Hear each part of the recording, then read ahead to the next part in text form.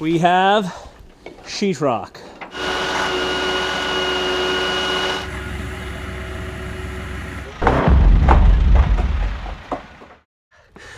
All right, it is sheetrock day. It is also snowing like a mother once again. We are keeping our fingers crossed and very hopeful that this truck is going to arrive. Right now, currently, we are on schedule to the day. It's going to be an absolute ton of work getting all this sheetrock off the trucks. If you guys aren't familiar with firm grip gloves, you should be. These are the grippiest grippers that I've ever had the pleasure of wearing. So thank you guys for sending a whole box. I recruited my buddy Doug today. He's on his way as well. Mother's here. John Rittner's here. And we're just getting ready to dive into it. Snow and all.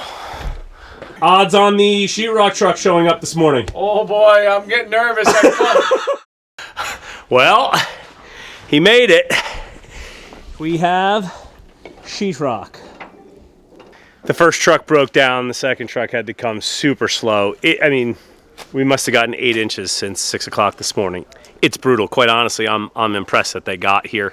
Very thankful they got here. We want to get it all in the building safely today. And as far as I'm concerned, that equals a win. We'll start sheetrocking tomorrow and make some good progress.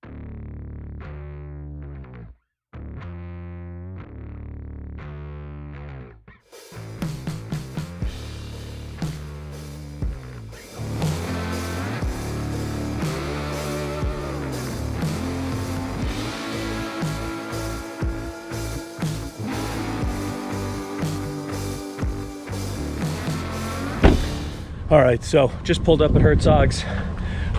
They are the local Benjamin Moore store up here.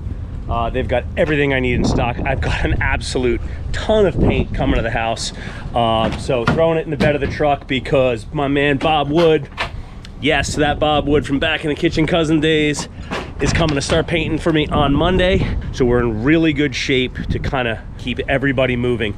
But that required me, when I got the call about 30 minutes ago to jump in my truck and get down here before they closed so that I had paint on site and I won't delay Bob. So that's where we're at. We're gonna pick it up and load it in the truck.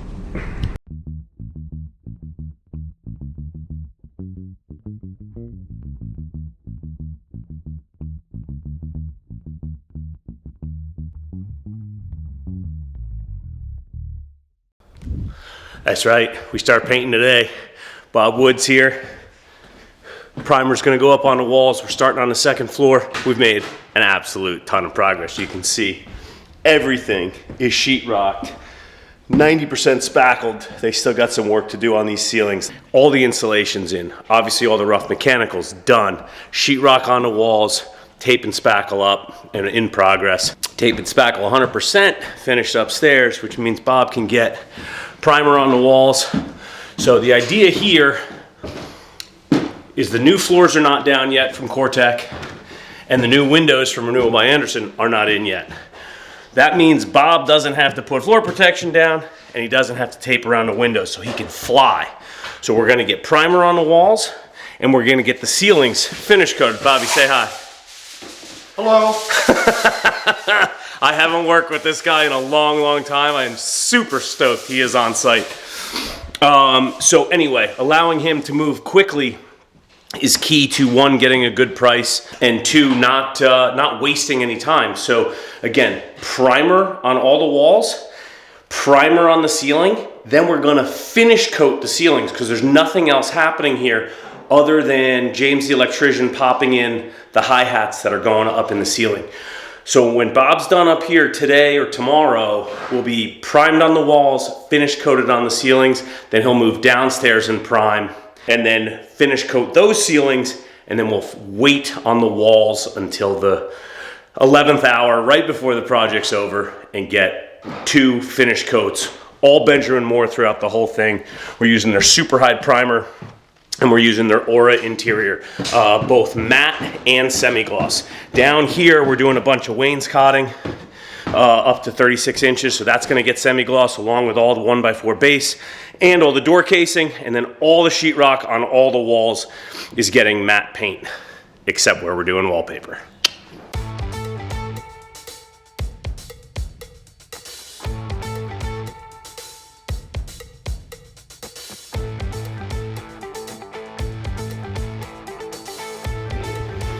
So, in still learning everyday news, I recently found out that fireplaces are illegal in upstate New York.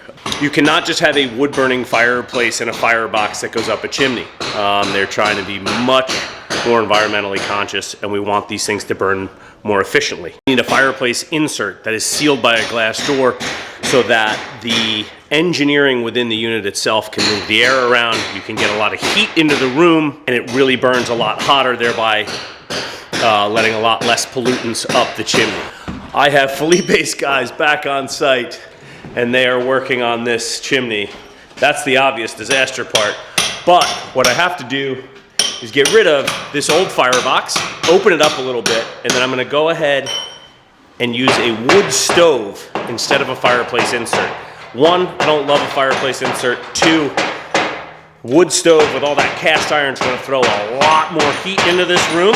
And three, I love a good wood stove.